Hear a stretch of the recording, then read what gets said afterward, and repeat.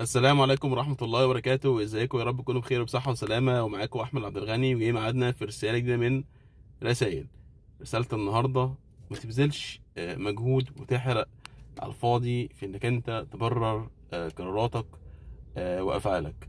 اللي هيشوفك صح مش هيزودك، واللي هيشوفك غلط برضه مش هينقصك. فأهم حاجة إنك أنت تبقى مراعي ربنا وراضي بينك وبين نفسك، لان كل واحد بيبقى عارف هو عمل ايه، ولو مش عارف هو عمل ايه ولا حاسس هو عمل ايه، كله متسجل عند ربنا سبحانه وتعالى، وعند الله تجتمع الخصوم. فاوعى تشغل بالك انك انت تبرر افعالك. ركز في اللي انت عايزه، واتقي ربنا، وخلي دايما بالك مرتاح، وخلي كل حاجة الله سبحانه وتعالى، وما تشغلش بالك مين شايفك صح ومين شايفك غلط. اشوفكم على خير في الرسائل دي من رسائل احمد عبد الغني، والسلام عليكم ورحمة الله وبركاته.